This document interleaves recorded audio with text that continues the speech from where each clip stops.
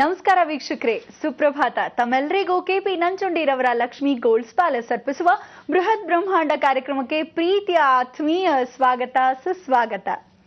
ಹೆಣ್ಣು ಹಡೆವ ಯಂತ್ರವಲ್ಲ, ಹೆಣ್ಣು ಶೋಷಣೆಯ ವಸ್ತುವೂ ಅಲ್ಲ, ಹೆಣ್ಣು ಪಾಪದ ಪುತ್ತಳಿಯೂ ಅಲ್ಲ, ಹೆಣ್ಣು ಹುಂಡಲ್ಲ, ಹೆಣ್ಣು ಸಂಸ್ಕೃತಿಯ ಪ್ರತೀಕ, ಸಂಸ್ಕೃತಿಯ ಕಣ್ಣು. ಹೆಣ್ಣನ್ನ ಗೌರವಿಸಿದರೆ ನಮ್ಮ ನಾಡು ನುಡಿಯನ್ನ ಗೌರವಿಸಿದಂತೆ ಅಂತ ಹೇಳ್ತಾ ಗುರೂಜಿ ಅವರನ್ನ ಕಾರ್ಯಕ್ರಮಕ್ಕೆ ಸ್ವಾಗತಿಸೋಣವಾ.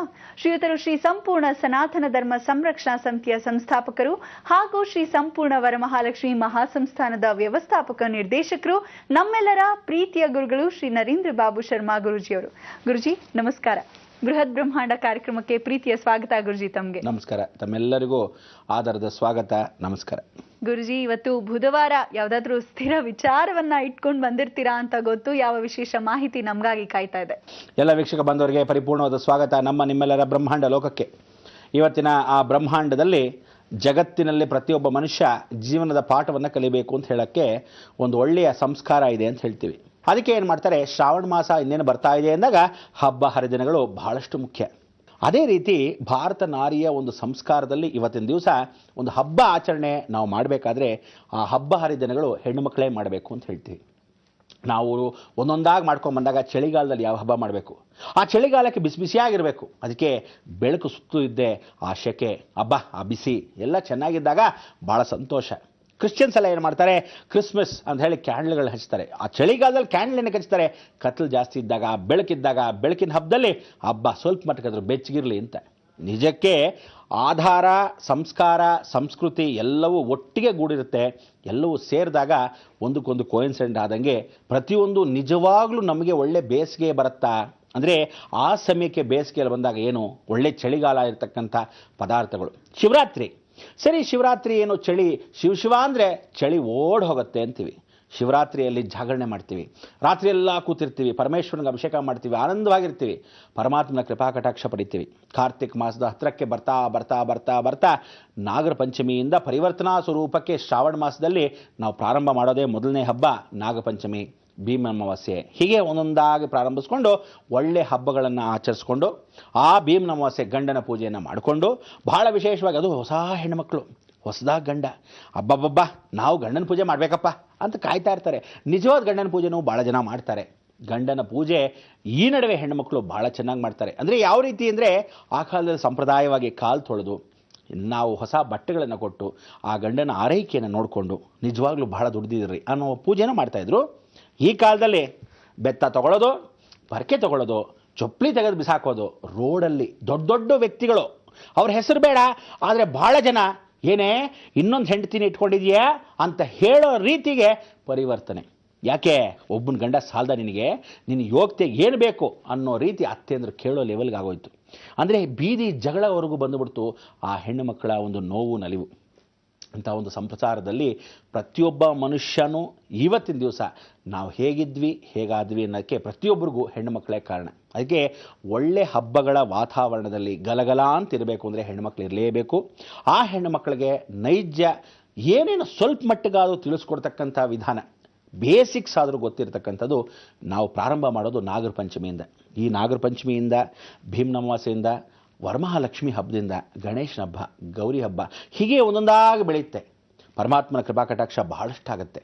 ಇಂಥ ಒಂದು ಕೃಪಾ ಕಟಾಕ್ಷಕ್ಕೆ ನಾವೇನಂತೀವಿ ಅಂದರೆ ದಕ್ಷಿಣಾಯಣ ಪುಣ್ಯಕಾಲ. ದಕ್ಷಿಣಾಯಣಕ್ಕೆ ಕಾಲಿಟ್ಟಿದ್ದ ಗಳಿಗೆನೇ ಪ್ರಾರಂಭವಾಗುತ್ತೆ ಆಷಾಢ ಮಾಸದಿಂದ. ವಿಶೇಷವಾಗಿ ಶ್ರಾವಣ ಮಾಸದ ಹತ್ರ ಹೋಗ್ತಾ ಕಾರ್ತಿಕ ಮಾಸದಕ್ಕೆ ಬಂದು ವಿಶೇಷ ಆ ದೇವಸ್ಥಾನಕ್ಕೆ ಎಲ್ಲಿವರೆಗೂ ಬರ್ತೀವಿ ಅಂದರೆ ಭಗವಂತ ಚಳಿ ಅನ್ನೋವರೆಗೂ. ಜೀವನದಲ್ಲಿ ಒಂದು ಚಳಿ ಬಂದಾಗ ಬಿಸಿ ಅಂತಕ್ಕಂಥದ್ದು ಯಾವತ್ತೂ ಓಡ್ ಹೋಗುತ್ತಾ, ನಾವು ಓಡಿಸ್ಬೇಕು. ಅದೇ ರೀತಿ ಬೇಸಿಗೆ ಕಾಲದಲ್ಲಿ ಬಿಸಿ ಅಂತ ಕೂತ್ಕೊಂಡ್ಬಿಟ್ರೆ ಯಾವುದಾದ್ರು ವಿಚಾರಗಳು ನಡೆಯುತ್ತಾ? ಖಂಡಿತ ಇಲ್ಲ. ಆ ಬೇಸಿಗೆಯಲ್ಲಿ ತಾನು ದುಡಿಬೇಕು, ಶ್ರಮಿಸಬೇಕು. ಅದಕ್ಕೋಸ್ಕರ ಆ ಫಸಲನ್ನು ತೆಗಿಯೋಕ್ಕೋಸ್ಕರ ಸಂಕ್ರಾಂತಿ.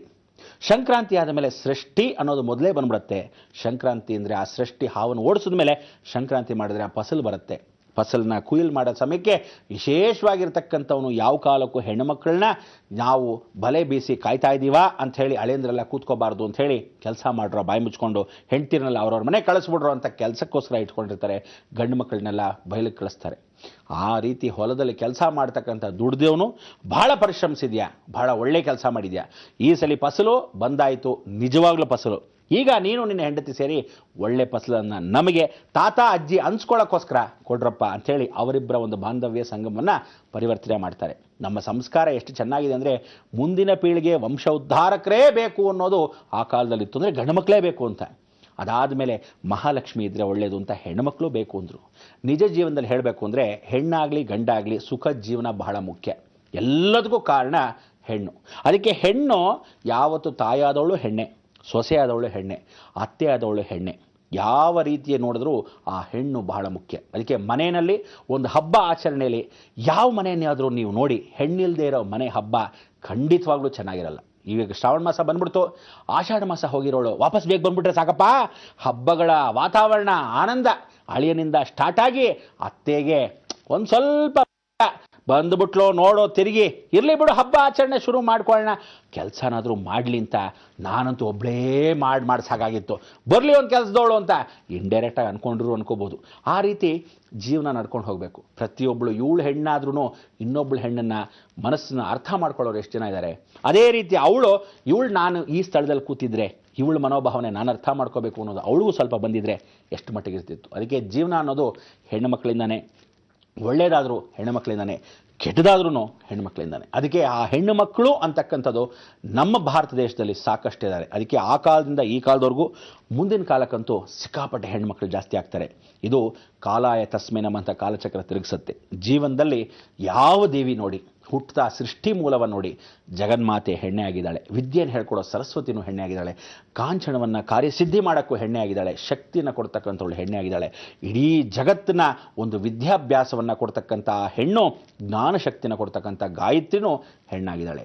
ಅನುಸೂಯಾದೇವಿ ತಾನು ಹೆಣ್ಣಾಗಿ ವಾಯುಪುತ್ರನ ಜನಸ ಅನುಗ್ರಹವನ್ನು ಕೊಡ್ತಕ್ಕಂಥವಳು. ಯಾಕೆಂದರೆ ಇಂಥ ಒಂದು ಅನುಸೂಯಾದೇವಿ ಪರಿಪೂರ್ಣ ಅನುಗ್ರಹ ಅಂದರೆ ಯಾವಾಗ ದತ್ತಾತ್ರೇಯನ ಪರಿವರ್ತನೆ ಮಾಡಿರ್ತಕ್ಕಂಥವಳು ಅಂಜನಾದೇವಿ. ಅದಕ್ಕೋಸ್ಕರ ಅಂಜನಾದೇವಿಗೆ ಅನುಸೂಯಾದೇವಿಗೆ ಎಷ್ಟು ಒಂದು ಪಾತಿವ್ರತ ಜನ್ಮ ಅಂದರೆ, ಹೆಣ್ಣಿಗೆ ಪಾತಿವ್ರತೆ ಒಳ್ಳೆಯವಳು, ಅವಳಿಗೆ ಪಾತಿವ್ರತ ಬಂದುಬಿಟ್ರೆ ಇನ್ನೆಷ್ಟು ಚೆನ್ನಾಗಿರುತ್ತೆ ಜೀವನ. ನೋಡಿ ಎಷ್ಟು ಸಂತೋಷ. ಇವಳಿಗೆ ಒಂದೊಂದು ಸ್ಟೇಜ್ಗೂ ಭಗವಂತ ಬಹಳಷ್ಟು ಸಹಕರಿಸ್ತಾನೆ. ಆದರೆ ಇವರು ಅದಕ್ಕೆ ಆಧರಿಸ್ತಾರ ಅಥವಾ ಬಿಟ್ಟು ಹೋಗ್ತಾರೆ, ಅಥವಾ ಒಳ್ಳೆ ರೀತಿಯಲ್ಲಿ ಅದನ್ನು ಸಹಕರಿಸ್ಕೊಂಡು ಜೊತೆಗೆ ಸಾಗಿಸ್ಕೊತಾರ. ಇದನ್ನೆಲ್ಲ ನಾವು ಮೆಲುಕು ಹಾಕೋಬೇಕು. ಹೆಣ್ಣು ಮಕ್ಕಳು ಮೆಲುಕು ಹಾಕ್ತಾರೆ ಬಂದೆ.